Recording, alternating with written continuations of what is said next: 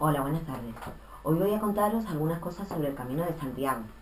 Os vamos a contar la versión cristiana y la versión pagana del camino. La versión cristiana del camino cuenta que hacia el año 820 un ermitaño llamado Pelayo dijo que veía muchas noches unas luces que le parecían una lluvia de estrellas fugaces, que caían siempre sobre el mismo montículo.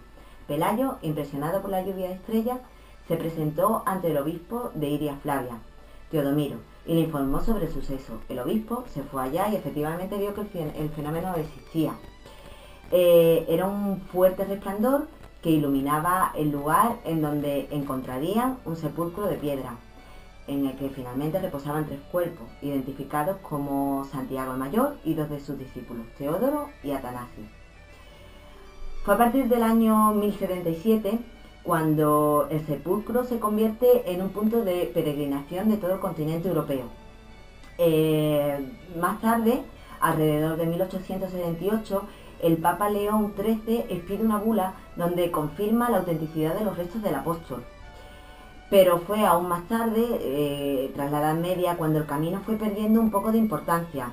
Pero tras el descubrimiento de la tumba de Teodomiro en 1949, se rehace el interés del Camino de Santiago.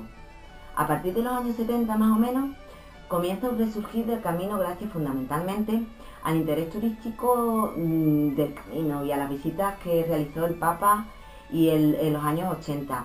Y junto con la celebración del año compostelano en 1993, esto termina a darle una fama mundial gracias a los medios de comunicación y se convierte en un destino muy popular, religioso, espiritual, deportivo, económico, ya que puedes hacerlo a pie, bicicleta, caballo. Tanta trascendencia ha tenido el camino para los peregrinos durante el correr de los tiempos que ha sido declarado Patrimonio Histórico de la Humanidad y Premio Príncipe de Asturias. Ahora os voy a contar la versión pagana de la historia. Esta versión dice que en el año 349 nace Prisciliano en Iria Flavia, que se decía que era la última etapa de peregrinación de los druidos del continente, antes de llegar a los confines de la tierra, el Finisterre. Esa zona que hoy conocemos como la Costa da Morte. Prisciliano vivía en Equitania, el actual Burdeos, de donde fue expulsado y acusado de brujería, por lo que se volvió a Iria Flavia, su lugar de origen, junto con sus seguidores, pero ni allí se vio libre de sus enemigos y fue acusado junto a Prócula de escándalo amoroso. Esto no hizo que Prisciliano se rindiera, sino que ante las falsas acusaciones de sus enemigos, sino que llegó a ser, a la larga, obispo de Ávila, predicando la pobreza como virtud y los evangelios apócrifos. Fue tanta su influencia que fue perseguido por las más altas instancias de la Iglesia, hasta que lograron su condena a muerte tras sufrir grandes torturas. La cabeza de Prisciliano rodó en una ciudad de Alemania, en la primavera del año 385. Con su decapitación muere su historia y nace su leyenda.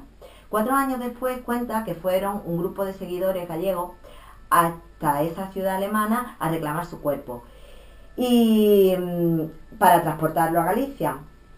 Su cuerpo fue llevado a hombro a lo largo de Galia y de Hispania, recorriendo lo que casualmente, con el paso de los siglos, se ha convertido en las rutas jacobeas, hoy el popular y turístico Camino de Santiago. Prisciliano fue inhumado cerca de su tierra natal, Iria Flavia. Muy posiblemente sus restos mortales pasarían siglos después a la cripta de la Catedral de Compostela, bajo el velo protector de la leyenda de Santiago Apóstol. Hay teorías que dicen que fueron sus seguidores, los seguidores de Prisciliano, los que trazaron las rutas jacobeas sobre un itinerario druida anterior, que ya había sido aprovechado por los romanos para trazar sus calzadas, y que órdenes como las de los cátaros y los templarios, surgidas años después, eran seguidores de este agnóstico. También hay quien afirma que hoy en día hay sociedades secretas que siguen sus postulados.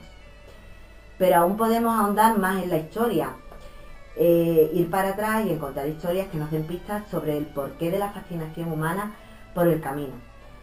Ya que los griegos la denominaban Duticamere, que significa región de la muerte, y las ancestrales peregrinaciones de los druidas de los pueblos del Atlántico seguían un camino bajo las estrellas de la Vía Láctea que les conducían hasta el fin del mundo, Finisterre. No debemos olvidar que en aquella tierra plana, esta franja de tierra era el fin del mundo, donde el sol Helio era tragado a diario por el océano. Cada atardecer se hundía en Hades, país de los muertos, para renacer de nuevo por los senderos misteriosos en el oriente. emergiendo cada mañana con todo su esplendor. Era un camino hacia la muerte alegórica, allá donde muere el sol cada día para renacer en el camino de regreso hacia el oriente. De hecho, actualmente, los peregrinos acaban su camino no con el tradicional cabezazo al apóstol, sino en Finisterre, con un ritual de purificación que, con mucha carga simbólica, antes de emprender el camino de regreso a casa, el peregrino realiza en 3 actos. Primero, bañarse en la playa de Langosteira, en la Costa da Morte, que simboliza la purificación del cuerpo. El peregrino se quita así el polvo de todas las rutas y limpio comienza su nueva vida redimida de pecado. El segundo, quemar las ropas. El peregrino se deshace de todo lo material con el fuego e intenta quemar todo aquello de lo que quiere deshacerse y que no le beneficiará para comenzar una nueva vida. Y el tercero, ver una puesta de sol, que simboliza la muerte y la resurrección. La muerte del sol en el mar y la resurrección al otro día como la resurrección del alma del peregrino indultado por Dios. Todas las personas que deciden hacer el camino suelen hacerlo por variados motivos y razones: religioso, caminar, contacto con la naturaleza, arte, cultura, pero todos coinciden en llevar en su interior deseos de silencio, de reflexión, de búsqueda de un sentido más auténtico de la vida, y quizás durante el camino termine conociéndose mejor a sí mismo. Es ese hallazgo, el más íntimo, el que aseguran experimentar todos los peregrinos a medida que avanzan por el camino. Nuestra recomendación: que hagas el camino. Que sean cuales sean tus motivos, hagas el camino. Hasta la próxima, amigos.